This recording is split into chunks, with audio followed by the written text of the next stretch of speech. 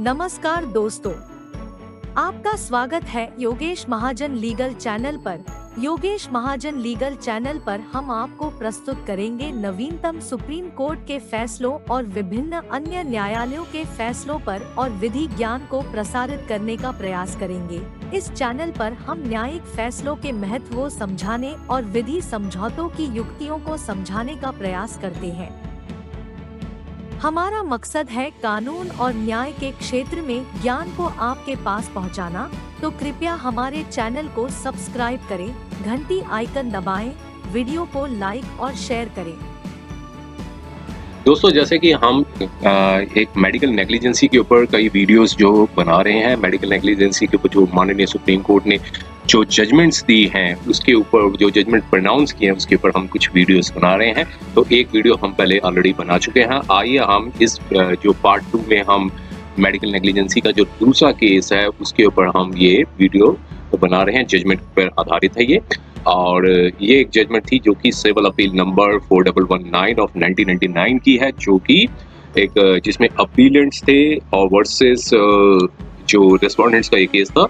और ये एक रिपोर्टेबल जजमेंट है। और इसमें क्या हुआ था कि यहाँ पर जो दो अपील्स थी वो फाइल की गई थी। पहला जो अपील थी वो फाइल की गई थी मींस जो पहले जो ओरिजिनल जो केस था वो फाइल किया गया था NCDRC में, नेशनल कंज्यूमर रिड्रेसल कमीशन में। वहाँ से जहाँ पर जो पेशेंट है और जो पेशेंट विक्टिम है उनको अवार्ड की गई थी 14 लाख की जो कॉम्पनसेशन थी वो NCDRC ने अवार्ड की थी।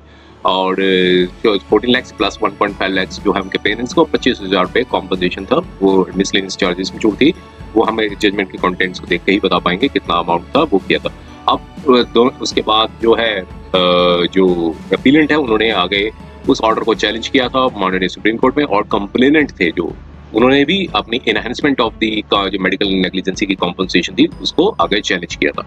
और यहाँ पर माननीय सुप्रीम कोर्ट ने उस जो कॉम्पनसेशन थी उसको बढ़ा दिया गया था, और जो अमाउंट था वो 1 करोड़ के ऊपर था। वो टोटल अमाउंट था, वो जजमेंट के कंटेंट्स को देखेंगे वहीं हम बता पाएंगे।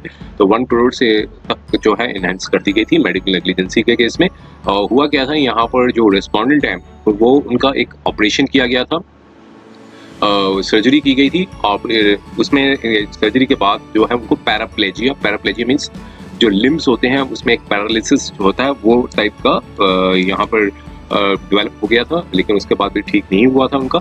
और फिर बाद में उन्होंने आगे NCDRC में कॉम्पनसेशन थी वो मींस क्लेम की थी।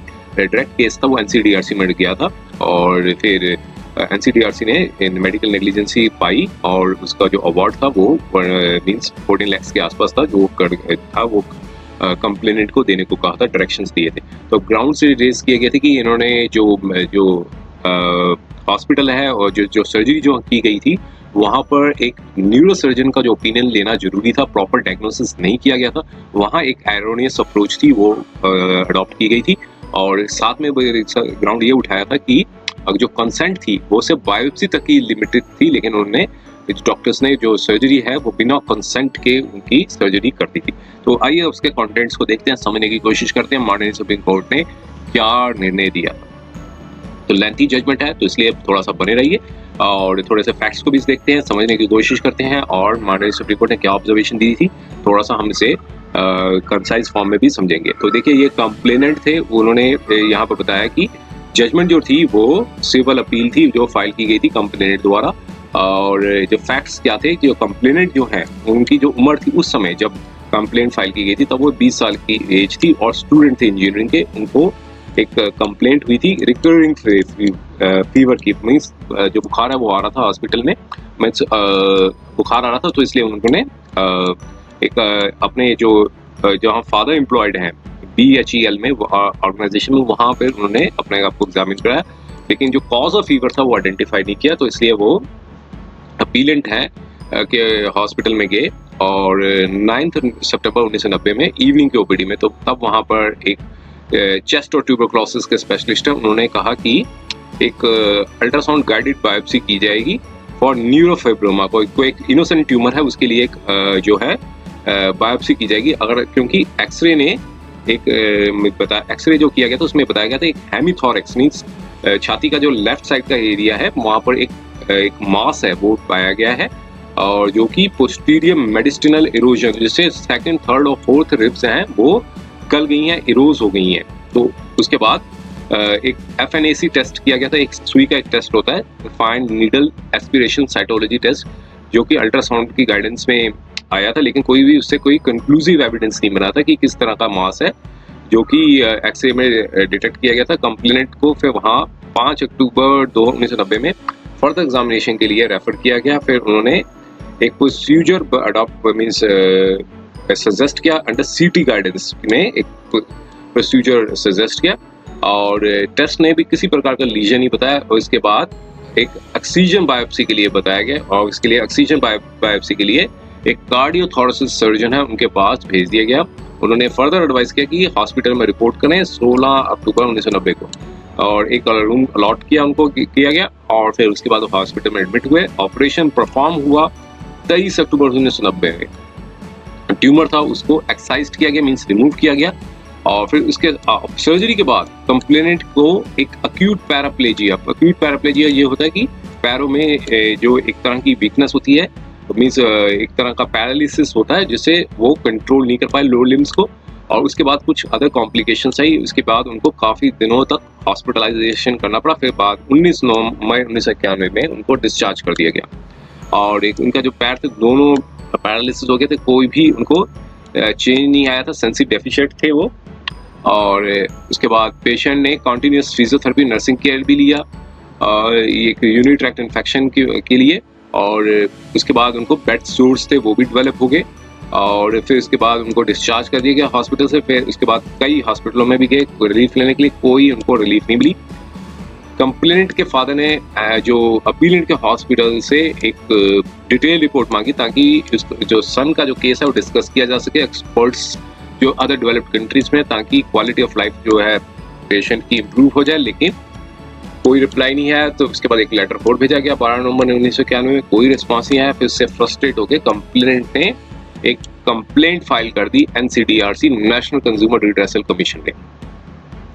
5 अप्रैल 1993 में कहा कि कंप्लीट नेग्लिजेंसी हुई है। जिस डॉक्टर ने कार्डियोथोरेसिस सर्जन थे उनका नाम दिया गया, और अदर अटेंडिंग डॉक्टर्स का, और उन्होंने कहा कि जो हॉस्पिटल है वो विसरस लायबल है, मींस जो भी उनके एम्प्लॉइज ने काम किया तो हॉस्पिटल भी एक विसरस लायबल है।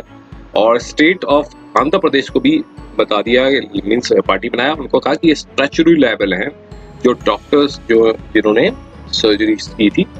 और उसके बाद एलिगेशंस थी वो लगाए गए डॉक्टर के ऊपर जिन्होंने ऑपरेशन किया था। कहा कि इन्होंने नेग्लिजेंसी की है ड्यूरिंग सर्जरी से पहले, सर्जरी के दौरान और आफ्टर द ऑपरेशन। अब ये भी एलिगेशन लगाएगी कि मेडिकल रिकॉर्ड किसी प्रकार का इमीडिएट डेंजर नहीं बता रहा था, कि तत्काल खतरा नहीं है कंप्लेनेंट की लाइफ को है। इसलिए उनके फादर ने मींस रिक्वेस्ट की थी डॉक्टर्स के साथ कि ऑपरेशन को पोस्टपोन कर दिया जाए जब तक वो अपनी इंजीनियरिंग डिग्री कोर्स जो है वो कंप्लीट नहीं कर लेते। और फर्दर ये कहा गया कि डॉक्टर्स ने जो प्री ऑपरेटिव टेस्ट हैं जो कि हॉस्पिटल में अवेलेबल थे वो नहीं किए गए थे, और उसकी वजह से कॉम्प्लिकेशंस जो थी वो ऑक्सीजन बायोप्सी की कॉम्प्लिकेशंस हुई थी, जिसको स्पेल्ड आउट नहीं किया गया प्रोसीजर से पहले। और ये भी सबमिट किया गया कि न्यूरोफिब्रोमा का ऑपरेशन हुआ और schwannomatosis था, जो कि एक न्यूरोलॉजिकल इम्प्लीकेशंस भी थी। तो इसमें एक न्यूरोसर्जन की रिक्वायरमेंट थी, लेकिन इसमें कोई ओपिनियन था वो सर्जरी के दौरान, सर्जरी से पहले नहीं दिया गया।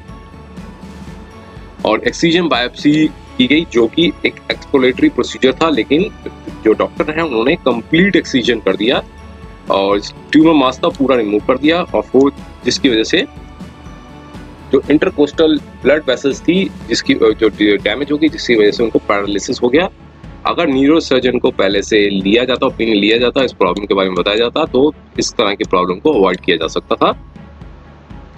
और फिर कंप्लेनेंट ने ये नेग्लिजेंसी के बारे में बताया कि एक और एलिगेशन लगाई कि पोस्ट ऑपरेटिव ट्रीटमेंट में भी नेग्लिजेंसी हुई, जिसकी वजह से बेड सोर्स हो गए, सीवियर पेन हुई और हाई टेम्परेचर हुआ और अननेसेसरी एक्सपोजर हुआ एक्सरेज की वजह से, जिससे उनकी लाइफ को काफ़ी ज़्यादा हजार्डस हुआ था। और कॉम्पनसेशन था, उन्होंने क्लेम किया था, वो कॉम्पनसेशन क्या था, फ्यूचर अर्निंग्स का उन्होंने क्लेम किया 89,17,200 और बर्डन ऑफ एक्सपेंसेस 3,38,000 का। डैमेज जो हुआ है कंप्लेंट का बाय उनके माता पिता का जो यंगर ब्रदर और मेटरनल एंकर का, उसका 30,34,000 रुपया और 330 रुपये क्लेम किया। और प्रोस्पेक्टिव बर्डन ऑफ एक्सपेंसेस थे वो 3 करोड़ थे, वो मांगे गए।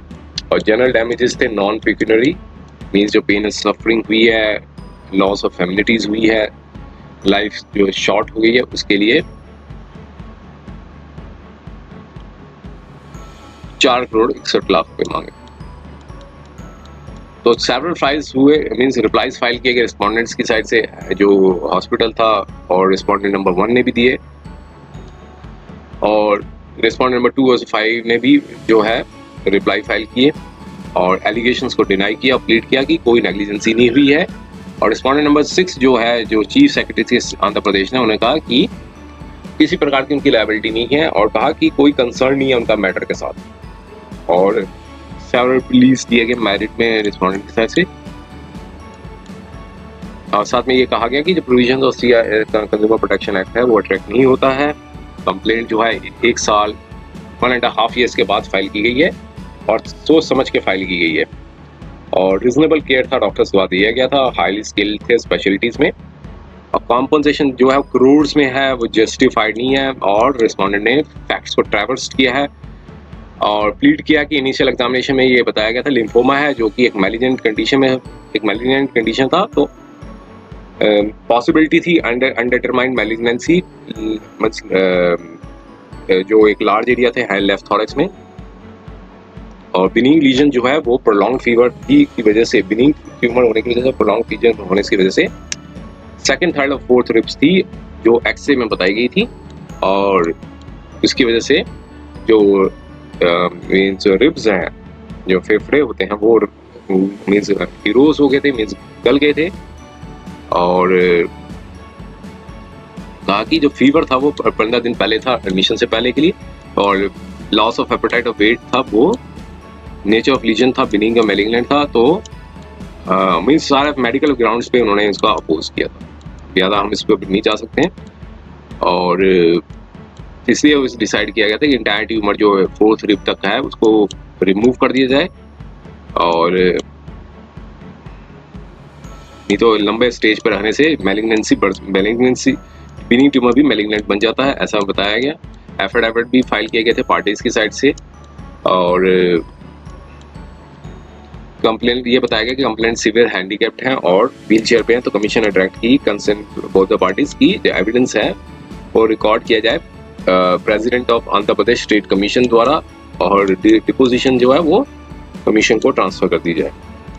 और जो अपीलेंट ने रिक्वेस्ट किया था कि स्पेशलिस्ट भी बुलाए जाएं, ये मींस ताकि क्वेश्चन ऑफ नेग्लिजेंसी है तो इसको प्रॉपर्ली इन्वेस्टिगेट किया जा सके। और एफिडेविट ने ये भी ऐड किया कि डिपोनेंट का कोई ऑब्जेक्शन नहीं है कि अगर कमीशन जो है वो प्रोसीजर को फॉलो नहीं करता। कंप्लेंट को भी डायरेक्शन दी कि क्या वो किसी प्रकार के एक्सपर्ट मेडिकल विटनेस को बुला सकते हैं जिससे वो सपोर्ट कर सके पुलिस पे। एप्लीकेशन थी वो फाइल की गई 22 अगस्त 1994 में और एक डॉक्टर थे न्यूरोसर्जन के बेंगलोर के, उनका ओपिनियन लिया गया, उनको ड्यूली समन किया गया, स्टेटमेंट की रिकॉर्ड की गई president of state commission Bangalore ने द्वारा।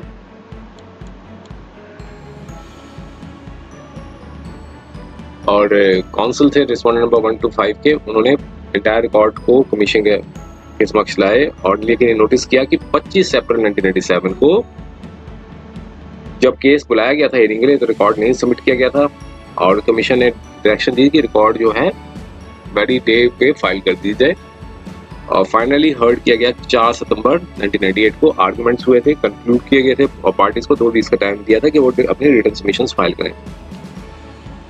लेकिन बिलेटेड स्टेज पे एक प्रेयर मांगी गई थी रिस्पोंडेंट द्वारा 5 अक्टूबर 1998 में कि इस एक्सपर्ट विटनेस को एम्स से समन किया जाए, लेकिन उसको डिक्लाइन कर दिया गया। और आर्गुमेंट्स हुए थे कमीशन में। तो एलिगेशंस थी नेग्लिजेंसी के डिफरेंट स्टेजेस पे, मींस पहले, ऑपरेशन से पहले, ऑपरेशन के दौरान, ऑपरेशन के बाद में। तो मेन कंटेंशन ये कंप्लेनेंट की ये थी कि जो प्री ऑपरेटिव डायग्नोसिस स्टेज था वो पूरी तरह से कैरिड आउट नहीं किया गया, जिसकी वजह से जब 4 फुटाइल अटेम्प्ट्स थे किए गए थे बायोप्सी के, जिसकी वजह से कोई कंक्लूसिव रिजल्ट नहीं आया था। तो सीटी स्कैन जो एमआरआई एक्सपीरियंस रेडियोलॉजिस्ट द्वारा ही बताया जा सकता था कि ट्यूमर एग्जिस्ट करता है, और न्यूरोफिब्रोमा और श्वानोमा जो ट्यूमर्स हैं वो एक न्यूरोलॉजिकल ट्यूमर्स होते हैं, और कंप्लेनेंट को एक न्यूरो फिजिशियन के पास रेफर करना चाहिए था।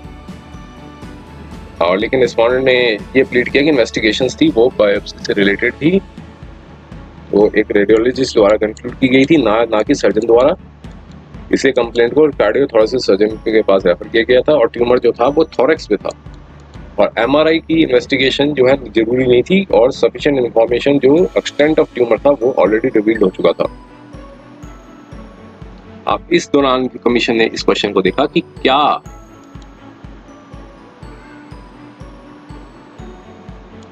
क्या कंसेंट लेनी जरूरी थी ट्यूमर की कंप्लेंट से और इसे करने से। कमीशन ने ऑब्जर्व किया कि कुछ डिस्कशन जरूर हुए थे डॉक्टर के और कंप्लेंट और उनके पेरेंट्स के बीच में कि, और जिसमें ऑपरेशन को डेफर करने की बात की गई थी ताकि कंप्लेंट अपनी एजुकेशन कंप्लीट कर सकें।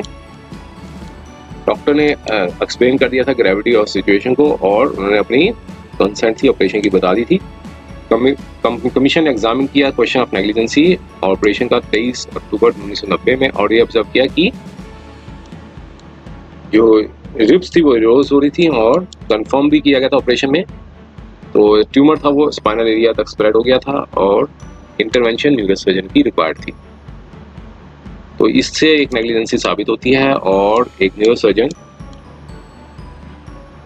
इनफैक्ट बिलेटेड स्टेज पे कॉल किया गया था, लेकिन पोस्ट ऑपरेटिव स्टेज पे भी कंप्लेंट को लैक ऑफ केयर हुई है, इसकी वजह से स्ट्रोक हुए और अदर कॉम्प्लिकेशंस हो गई।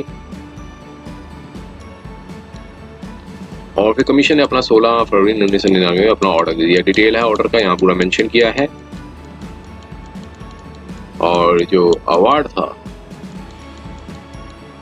वो इस प्रकार किया गया, उसमें ये बताया गया कि 8 लाख रुपया है वो दिए जाए कंप्लेंट को, ताकि वो फिजियोथेरेपी, नर्सिंग और एसोसिएटेड एक्सपेंसेस कर सकें। 4 लाख जो है, जिसकी वजह से मंथली इंटरेस्ट है 4000 ले पाए, और 2 लाख था वो मेंटल एगोनी का कॉम्पोजिशन था। तो टोटल था वो पड़ा उनको 14 लाख रुपए का कॉम्पोजिशन दिया गया, और 1.5 लाख कॉम्पोजिशन कंप्लेंट के पेरेंट्स को दिए गए jointly with in the period of 2 months,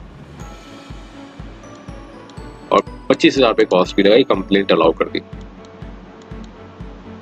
अब इस स्टेज पे ये उठाया गया कि कंप्लेंट ने कोई कंसेंट नहीं दी थी, एम्प्लॉयड कंसेंट, लेकिन रिस्पोंडेंट ने कहा कि एक प्रकार की एम्प्लॉयड कंसेंट थी। और 2 अपील्स फाइल की गए थे, एक तो अपीलेंट हॉस्पिटल ने फाइल किया था, दूसरे कंप्लेंट ने भी अपनी अपील फाइल की थी कि एनहांसमेंट की जाए। दोनों अपील्स को माननीय सुप्रीम कोर्ट ने इस जजमेंट पर डिस्पोज किया है, और कहा कि एम्प्लॉयड कंसेंट लेनी मीन्स, यहाँ पर कोर्ट ने पाया कि कॉम्पोजिशन जो थी वो इनएडुकेट थी, मीन्स कंप्लेंट ने ये कहा था, और जो डैमेज और एगोनी हुई है उससे कॉम्पेंसेट नहीं कर रही है, ऐसा कंप्लेंट का कथन था। और उनका एक प्रॉमिसिंग ल्यूक्रेटिव कैरियर था, और यहाँ पर स्टेट के जो काउंसिल्स थे हॉस्पिटल के, उन्होंने अपनी अपनी जो कंटेंशंस थी वो रेज की यहाँ पे। और आइए हम इसके थोड़ा सा देखते हैं कि आप कंटेंशंस रेज किए थे। और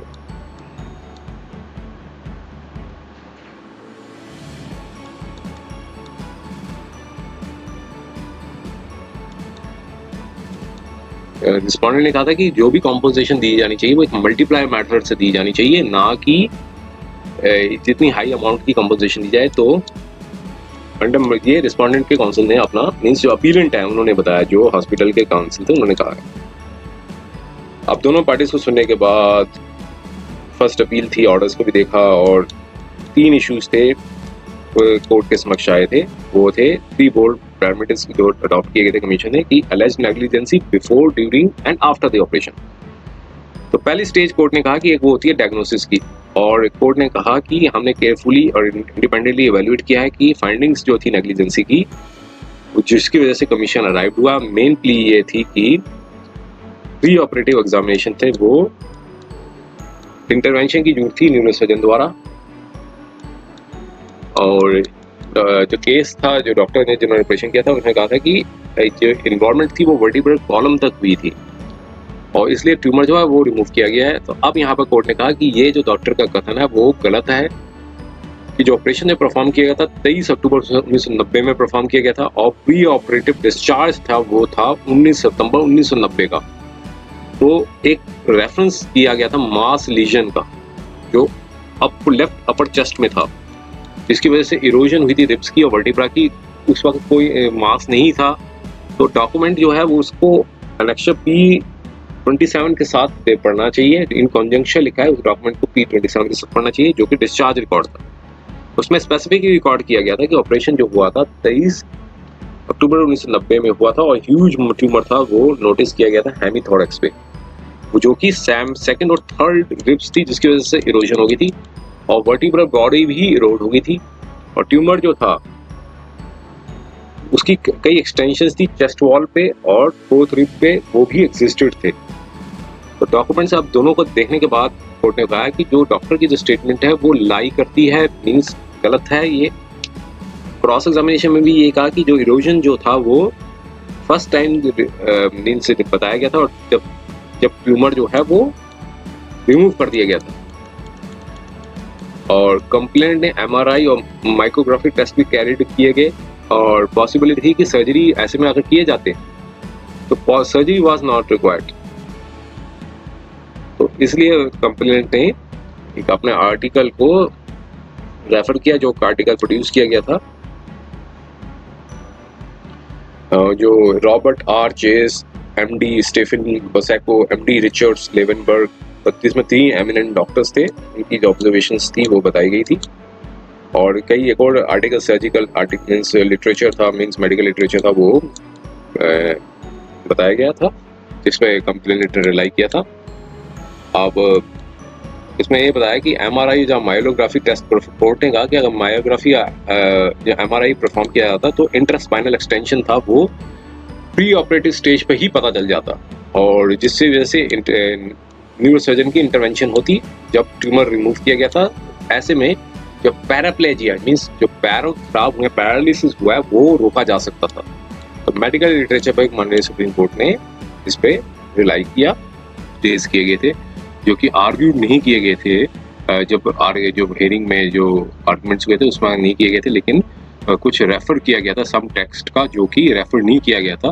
तो इसलिए यहाँ पर सबमिट किए गए थे। डिसीजन था एक थोरेक्टोमी, एक सर्जरी थी, वो प्रोसीजर जो किया गया था वो ये फैक्ट था कि FNAC ने कोई किसी प्रकार का लीजन था वो डिटेक्ट नहीं किया था। एक टेंटेटिव ओपिनियन था जो कि कंक्लूसिव नहीं था, और जो फाइनल ओपिनियन था वो अवेलेबल तभी हो सकता था ऑपरेशन के दौरान और किस तरीके का एक्सटेंट ऑफ ट्यूमर था। तो इसलिए कुछ रिलायंस भी उन्होंने जो काउंसिल थे उन्होंने कुछ रिलायंस भी दिया। कुछ चैप्टर्स थे मेडिकल लिटरेचर के, chest wall tumours by so and so author द्वारा, और उनका सबमिशन ये दी गई थी कि नीडल बायोप्सी की वजह से जो नीडल बायोप्सी की जाती है उसमें न्यूरोफिब्रोमा का जो मास है वो कई बार मिस हो जाता है, तो इसमें एक्सीजनल बायोप्सी की जानी चाहिए।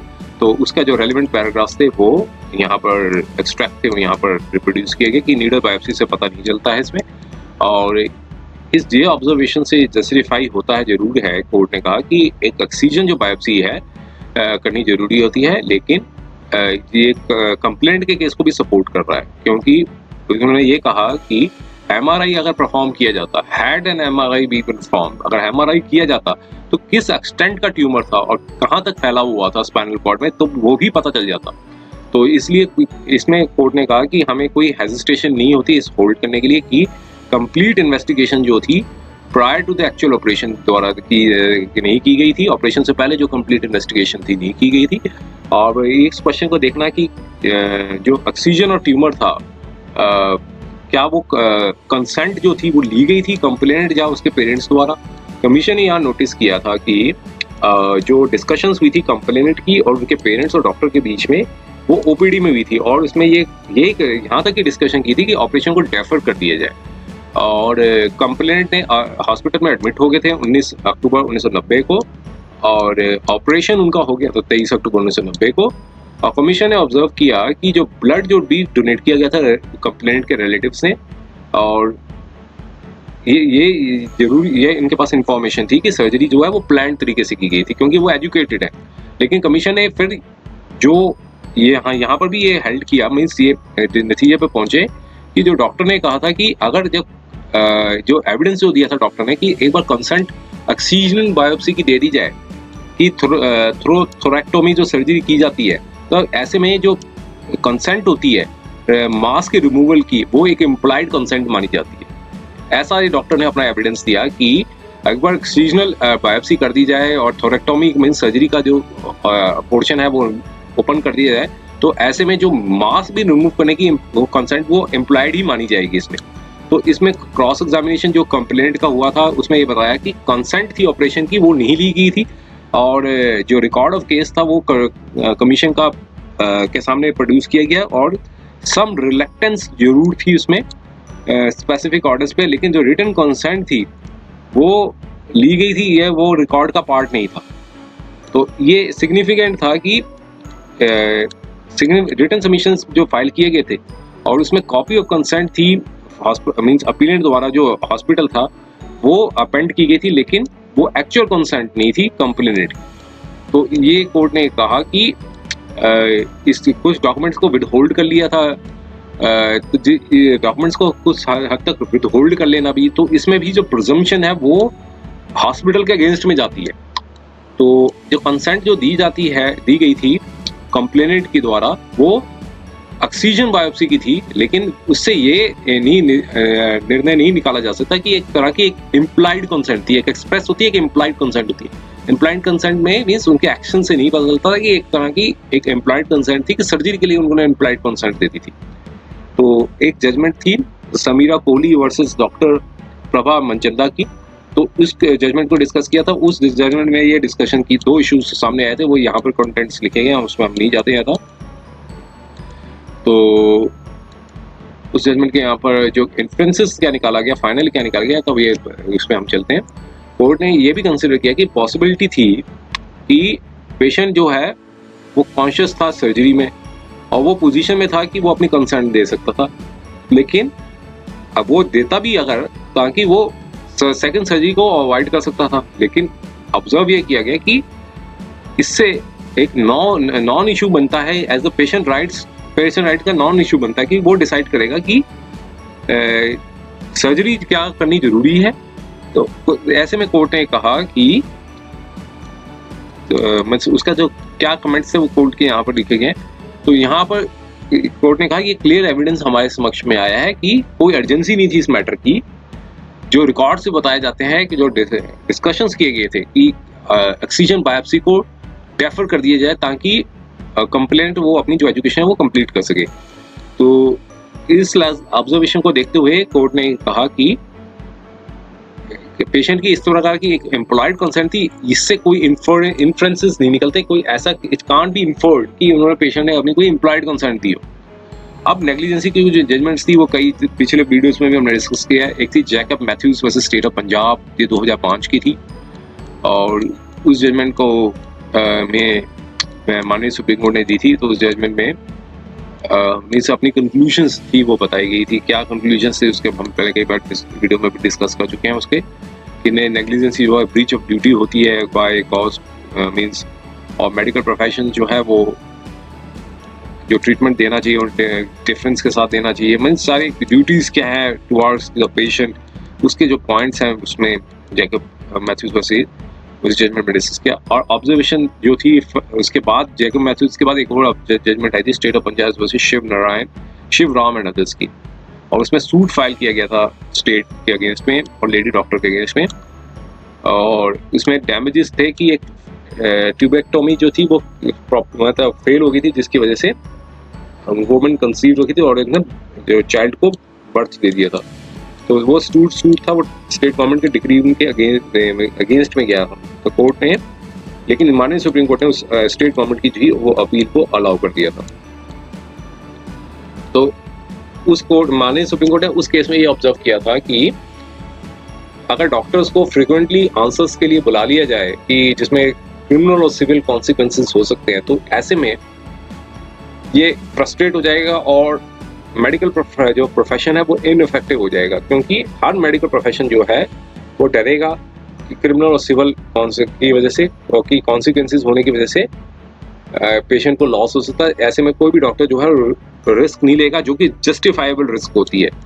तो उस जजमेंट का उन्होंने यहाँ पर डिस्कस किया। अब एविडेंस था इस प्रेजेंट केस का, वो इवेल्युएट किया गया इन द बैकग्राउंड थी on the background of the above observation. तो यहाँ पर कहा कि एक प्रकार की एक मिस जजमेंट थी और एरर था मेडिकल ट्रीटमेंट में, जो कि किसी प्रकार का नेग्लिजेंसी नहीं बनता, किसी प्रकार का नेग्लिजेंसी नहीं बनना चाहिए था पेशेंट के लिए।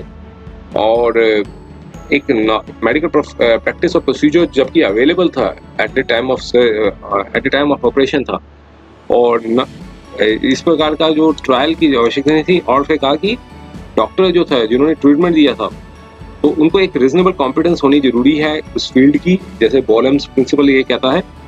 और कंप्लेंट का ये केस था कि कंप्लेंट के हिसाब से ये बताया गया था कि एक लैक ऑफ केयर हुई या कॉशन हुआ, जिसकी वजह से अटेंडिंग डॉक्टर्स थे, जो रिस्पोंडेंट डॉक्टर भी जिनको बनाया गया था कार्डियोथोरेसिस सर्जरी, अगर वो प्री ऑपरेटिव इन्वेस्टिगेशन कर लेते तो कॉम्प्लिकेशंस जो है वो नहीं हो पाती और उनको जो पैराप्लेजिया हुआ था वो नहीं हो सकता था, वो बचाया जा सकता था। और नेग्लिजेंसी भी ऑपरेशन में ही बताई गई है कि जो ट्यूमर था वो 4x4 सेंटीमीटर डायमेंशन का था, जो कि लोकेटेड था लेफ्ट अपर चेस्ट साइड पे, छाती के जो बाईं साइड पे जो थैरक्स का एरिया वहाँ पर था, और जिसकी वजह से इरोजन हो गई थी, मीन्स सेकंड, थर्ड और फोर्थ रिब्स हैं वो गल गई थी। और एक डिस्चार्ज रिकॉर्ड ये बताता है कि 1 सेंटीमीटर साइज ऑपरेशन ओपनिंग भी हुई थी वर्टिब्रल बॉडी की, जिसकी वजह से स्पाइनल कॉर्ड जो है थॉरक्स की वो भी एक्सपोज हो गई थी, और ट्यूमर जो था वो फोर्थ रिब को साथ एक्साइज्ड हो गया था।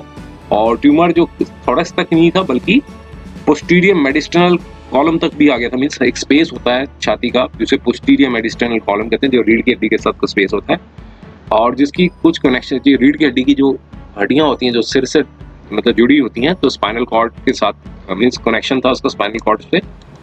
तो यहाँ पर कोर्ट ने कहा कि एक कंप्लेनेंट ने ये आर्ग्यू किया था कि अगर कार्डियोथोरेसिस सर्जन अनडाउटली कॉम्पिटेंट होता है वो सर्जरी के लिए जो ट्यूमर होती है, लेकिन जो ट्यूमर जो अगर पोस्टीरियर मेडिस्टनल कॉलम तक चला जाए, जिसमें जो कि इंटरकोस्टल ब्लड वेसल्स और नर्व्स होती हैं, जिसमें न्यूरोसर्जन की इन्वॉल्वमेंट आवश्यक है, और प्रोसीजर ऐसा प्रोसीजर अडॉप्ट नहीं किया जिसकी वजह से एक नेग्लिजेंसी और इंडिफरेंस है वो अटेंडिंग डॉक्टर्स ने दिया, जो कि प्रूव हो रहा है।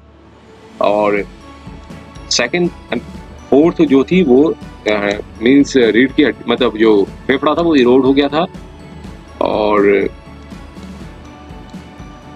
जो ट्यूमर जो था वो पेनिट्रेट कर गया था वर्टिब्रल बॉडी में, और ये तभी नोटिस किया गया जब ट्यूमर मास था वो प्रॉपर मीन्स ट्यूमर मास था वो एक्साइज्ड किया गया था। तो ऐसे में इन्वॉल्वमेंट ऑफ न्यूरोसर्जन की रिक्वायरमेंट थी, वो उसको कॉल नहीं किया गया था, और रिटन सबमिशन जो फाइल किए गए थे डॉक्टर्स द्वारा वो प्रूव किए जाते हैं कि सब इन्वॉल्वमेंट थी वर्टिब्रल बॉडी की।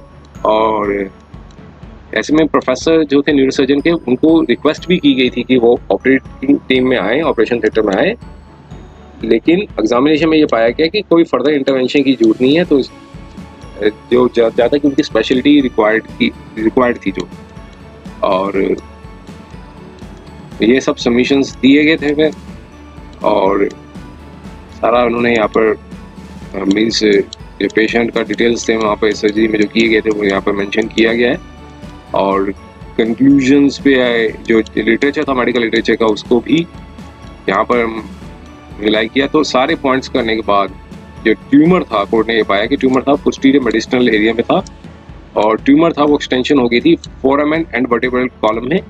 ये माइंड में जरूर रखना चाहिए कि न्यूरोसर्जन की आवश्यकता थी जब ऑपरेशन किया गया था, और हॉस्पिटल के काउंसिल ने कहा कि सर्टेन इश्यूज भी रेज किए जो कि रिटर्न सबमिशंस में थे, और ये भी बताया गया कि जो सुई का जो टेस्ट परफॉर्म किया गया था न्यूरोफिब्रोमा का वो इंडेटरमिनेट है और इसमें एक्सिजन बायोप्सी की आवश्यकता होती है, और प्रोसीजर जो है वो प्लान किया गया था क्रूशियल डेट को, और सेवरल टेक्स्ट थे उस पर रिलाई किया, वो यहाँ पर नाम मेंशन किए गए हैं। और फिर क्रॉस एग्जामिनेशन था डॉक्टर का, वो भी रेफर किया, और एक्सपर्ट विटनेस को भी एग्जामिन किया गया था, मींस एग्जामिन किया गया था जब कंप्लेंट ने एग्जामिन करवाया था, और जिसमें ये बताया गया था कोई प्रोसीजर में रॉन्ग नहीं थी जो डॉक्टर ने जिनको रिस्पॉन्डेंट बनाया गया जो डॉक्टर ने प्रोसीजर अडॉप्ट किया था। और क्योंकि जो ट्यूमर था वो चेस्ट कैविटी था, तो कोर्ट ने यहाँ पर पाया कि जिस पोर्शन पर रिलाई किया गया था काउंसिल द्वारा वो आर्गुमेंट को सपोर्ट करते हैं कि ये जो आर्गुमेंट जो कंप्लेंट रेज किया उसको सपोर्ट करते हैं कि न्यूरोफिब्रोमा जो है वो न्यूरोजेनिक ट्यूमर है और पोस्टीरियर मेडिस्टल एरिया में पाया जाता है, पैरावर्टिब्रल गटर पे है, और ट्यूमर जो है एक्सटेंड किया जाता है वर्टिब्रल कॉलम पे, और इसलिए पॉसिबिलिटी होती है। तो यहाँ पर जो डॉक्टर द्वारा जो स्टेटमेंट दी गई थी और कि इस्चेमिक माइलोपैथी है जिसकी वजह से पैराप्लीजिया हुआ है, वो ब्लड सप्लाई की जो सप्लाई थी उसको कट ऑफ कर दिया गया था स्पाइनल कॉर्ड से, जिसकी वजह से ऑपरेशन किया गया था जब ट्यूमर का ऑपरेशन किया गया था।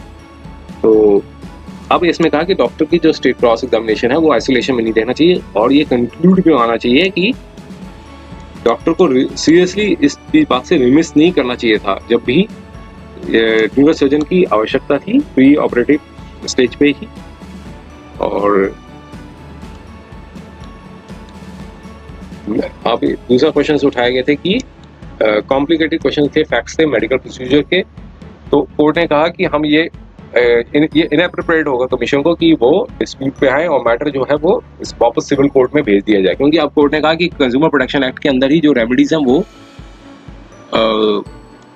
सिविल मतलब जो तेजी में एक्सपीडिशियसली दी जानी चाहिए, क्योंकि सिविल में जाएगा तो कई साल होल्ड लग जाएंगे। तो पिछली जो जजमेंट्स थी उस पर रिलाई किया, एक डॉक्टर जे मर्चेंट की थी and others versus V Shrinath Chaturvedi की थी, और कहा कि इसमें 9 years का डिले था, डिस्पोज मीन्स कंप्लेंट को डिस्पोज करने में 9 साल लग गए थे। अगर कंटेंशन रेज की जाती उस केस में जैसा जो बताया गया है अपीलेंट की, तो ये काफ़ी ज़्यादा अनजस्ट होगा, क्योंकि जो पर्पस एंड ऑब्जेक्ट है कंज्यूमर प्रोटेक्शन एक्ट का वो टोटली फ्रस्ट्रेट हो जाएगा। तो एक मेन ऑब्जेक्ट ये है कि स्पीडी और सिंपल रिड्रेसल जो कंज्यूमर की जो डिस्प्यूट्स हैं उसको तेज़ी से डिस्पोज किए जाए, और इसलिए कंज्यूमर फॉर्म्स हैं डिस्ट्रिक्ट, स्टेट और नेशनल में बनाई गई हैं। तो उस जजमेंट पर रिलाई किया, और Indian medical association versus VP Shanta की जो जजमेंट थी उस पर भी जो है यहाँ पर रिलाई किया, और कहा कि ये कि मैटर को वापस भेजना चाहिए सिविल कोर्ट में। तो इसमें कोई मतलब कि ये ऑब्जेक्ट्स और एम्स और ऑब्जेक्ट्स के जो कंज्यूमर प्रोटेक्शन एक्ट के अगेंस्ट पे जाएगा। और आज यहाँ पर बताया कि एक्सपर्ट विटनेस का भी जो हॉस्पिटल ने एक एप्लीकेशन लगाई थी जब आर्गूमेंट्स खत्म हो गए थे, तो लेकिन उस रिक्वेस्ट को भी एंटरटेन नहीं किया था क्योंकि ऑलरेडी काफ़ी डिले हो चुका था और पहले भी रीजनेबल कॉज नहीं बताया था। और एक जजमेंट आई थी Savita Garg versus director national heart institute की, और इसमें बताया था कि इसमें पेशेंट था कि मींस उसमें ये बताया था कि अगर एलिगेशन एडमिट कर ली जाती है पेशेंट की कि और कोर्ट को सेटिस्फाई कर दिया जाता है कि उसकी जो मृत्यु हुई है एक प्रॉपर केयर और नेग्लिजेंसी से हुई है, तो ऐसे में जो बर्डन जो है वो शिफ्ट हो जाता है हॉस्पिटल के ऊपर। और अब यहाँ पर सारे लाइट्स और फैक्ट्स देखने के बाद कोर्ट ने ये कहा कि हमें कोई ऑप्शन नहीं है, लेकिन अब इसमें होल्ड करते हैं कि अटेंडिंग डॉक्टर्स जो हैं वो सीरियसली उन्होंने रिमिस कर दिया था और जो कंडक्ट ऑफ ऑपरेशन जो किया गया था और नेग्लिजेंसी थी पैराप्लेजिया की वो बनती है इसमें, और इसलिए कमीशन की फाइंडिंग्स को कंफर्म कर दिया और ये कहा कि कंप्लेंट ने ऑलरेडी ग्रेट एगोनी और इनकन्वीनियंस मिला है उनको lack of proper post operative medical care की वजह से। तो इसमें जो है अगर इस ऑपरेशन ठीक किया तो इनको इस तरह की सफर नहीं की जानी चाहिए थी।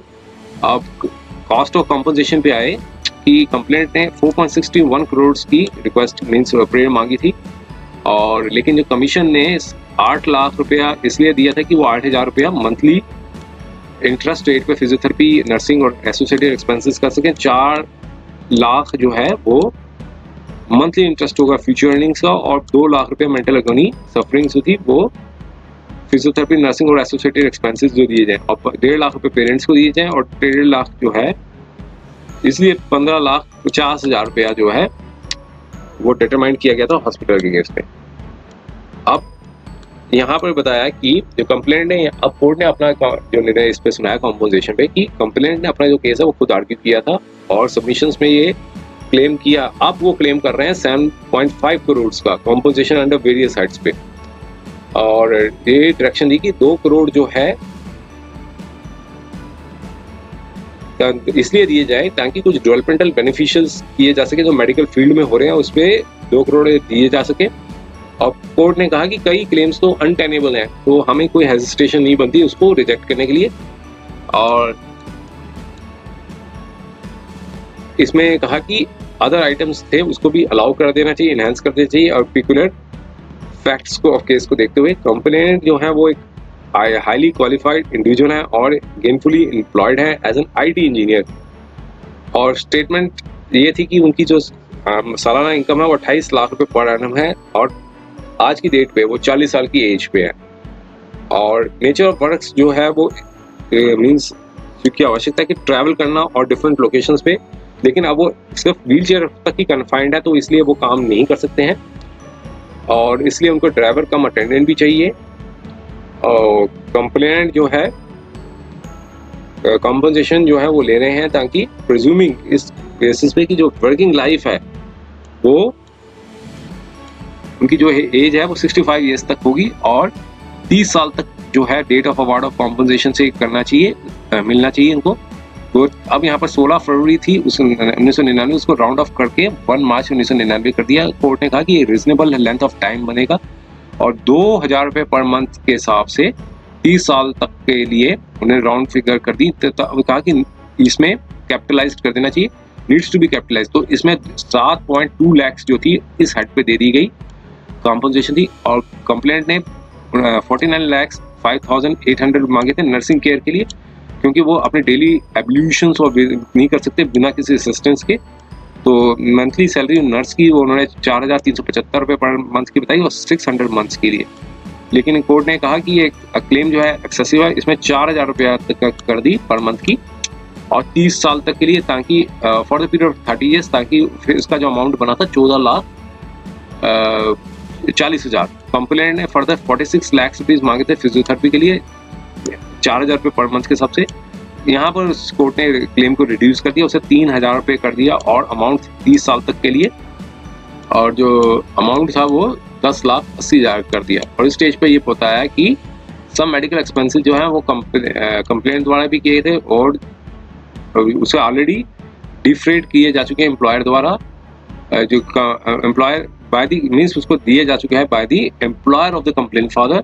तो ऐसे में कोई ग्रांट कॉम्पोजिशन मेडिकल एक्सपेंसेस की नहीं दी जा सकती, क्योंकि जो कि ऑलरेडी इनकर्ड हो चुके हैं। इसलिए अब यहाँ पे व्यू पे देखते हुए जो मेडिकल एड जो है, जिसमें एक्सपेंसिव मेडिसिन और मटेरियल्स को देखते हुए और लॉस ऑफ फ्यूचर अर्निंग्स को देखते हुए, कोर्ट ने कहा कि हम डायरेक्ट लमसम जो अमाउंट है वो 25 लाख का देते हैं, अंडर ईच ऑफ 2 हेड्स जो है वो अंडर देंगे, मीन्स 50 लाख की टोटल उन्होंने मीन्स अवार्ड कर दी।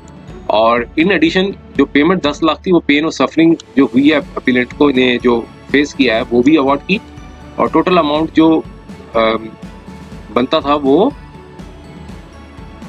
1,05,00,000 रुपये बनता था। तो इसलिए उसको राउंड करके 1 करोड़ रुपया कर दिया कॉम्पनसेशन, प्लस इंटरेस्ट जो है वो 6 मंथ्स का जो इंटरेस्ट था 6% के हिसाब से 1 मार्च 1999 से लेके to the date of payment तक कर दिया, जो ड्यू क्रेडिट टू ऑफेनिंग कॉम्पोजिशन जो है वो ऑलरेडी पेड की जा चुकी हो। तो और कंप्लेनेंट ने 2 करोड़ रुपया मांगा था कि वो यूटिलाइज कर सके सम डेवलपमेंट और मेडिकल फील्ड पे, ताकि क्वालिटी ऑफ लाइफ पे इंप्रूव किया जाता। कोर्ट ने कहा ये क्लेम अनजस्टिफाइड है और हाइपोथेटिकल है, इसलिए इसको डिक्लाइन किया जाता है।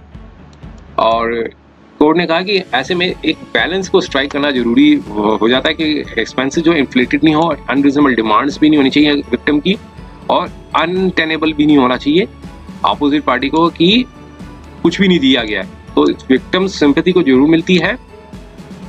सिंपैथी जो है वो बीच में नहीं आनी चाहिए जब वो करेक्ट असेसमेंट की जाती है। तो कोर्ट जो है साथ में कोर्ट में कहा कि चेरी ऑफ अवॉर्डिंग एडुकेट कॉम्पनसेशन के लिए भी वो नहीं मीन्स उसको रोकना नहीं चाहिए। एडुकेट कॉम्पनसेशन जो है वो इस एक्सटेंट पे रूल ऑफ थंब मेजर पे होनी चाहिए ताकि बैलेंस जो है वो बनाया जा सके। इस हर पार्टीज को सेटिस्फाई नहीं किया जा सकता और लाइफ के कई पिटफॉल्स भी आते हैं और स्मूथ नहीं होती, स्मूथ सेलिंग भी नहीं होती है। और कंप्लेंट को भी इसमें बिलीव करना चाहिए, समझना चाहिए। और लाइफ जो है वो एक रोलर कोस्टर की तरह है और जहाँ मेटेरिक राइज भी होते हैं और फॉल भी होते हैं, स्पेकुलर फॉल्स भी होते हैं। और ये कई बार डिस्टेंस मिन्यूट हो, चाहे वो यार्ड हो, मीन्स लंबा मतलब डिस्टेंस भी हो। और ये कोर्ट ने अपनी ऑब्जर्वेशन बताई हैं कि किस तरह की कॉम्पनसेशन है वो मिलनी चाहिए। और फर्दर इसमें बताया कि एक जो रिस्पोंडेंट के काउंसिल थे, मीन्स जो हॉस्पिटल के काउंसिल ने कहा था कि प्रॉपर मेथड होना चाहिए कॉम्पनसेशन का, जो मल्टीप्लायर मेथड होना चाहिए। तो यहाँ पर कोर्ट ने कहा कि इसमें कोई मेरिट नहीं है और जो काइंड ऑफ डैमेज जो दिया गया है, सफ़र किया गया है और एक्सपेंडिचर जो इनक्लूड किए गए हैं और जो आगे भविष्य में भी दिए जाएंगे, तो पॉसिबिलिटी है जो ऐसे में मल्टीप्लाई मेथड जो है वो नहीं लिया जा सकता। तो इसमें जो सिविल अपील थी वो अलाउ कर दी और उसको 50,000 रुपये की कॉस्ट के साथ अप्लाई कर दिया। और क्लैरिफाई ये कर दिया कि साथ में ये भी कर दिया कि जो कंप्लेनेंट पेरेंट्स हैं उनको कॉम्पनसेशन मिलना चाहिए, जो अवार्ड किया गया था उसको खारिज कर दिया। अब बाद में कोर्ट ने अपना अप्रिसिएशन दिया कंप्लेनेंट को। उन्होंने कहा कि जो कि फादर द्वारा असिस्ट थे और उन्होंने अपने मैटर को आर्ग्यू किया, तो उनको डीप इंजरी हुई है और आपने प्रोट्रैक्टेड सबमिशंस दिए थे, जो मींस लंबी सबमिशंस दिए थे व्हील चेयर में रह के, और अनरफल्ड रहे और बिहेव क्वाइट डिग्निटी के साथ उन्होंने बिहेव किया और अपना केस को प्लीड किया बिना किसी मींस ग्रैंस और मींस द्वेष भावना से। और जो मींस फिर साथ में ये भी कहा कि उनको सिविली प्रॉब्लम्स हैं इसमें और पे पर्सन भी हुआ है। और कॉपी ऑफ जजमेंट जो है कोर्ट को कहा कि free of cost under register cover जो है उनको घर में भिजवाई जाए। ये ऑनरेबल 3 जजेस की जो बेंच थी उन्होंने जजमेंट प्रोनाउंस की थी 14 मई 2009 को। उम्मीद है कि यह वीडियो आपको पसंद आया होगा। अगर आपने अभी तक हमारे चैनल को सब्सक्राइब नहीं किया है तो कृपया इसे सब्सक्राइब कर ले और बेल आइकन दबाकर नोटिफिकेशन प्राप्त करें ताकि आप हमारे नए वीडियो से अपडेट रह सकें। अगर आपको यह वीडियो पसंद आया हो तो कृपया लाइक करें और अपने दोस्तों के साथ शेयर करें। हमारे चैनल पर आपको न्यायिक मुद्दों, कानूनी सलाह और कानूनी अपडेट्स के बारे में नवाचारिक और महत्वपूर्ण जानकारी मिलेगी। हमारे साथ बने रहें क्योंकि योगेश महाजन लीगल आपके कानूनी सवालों का सहायक है।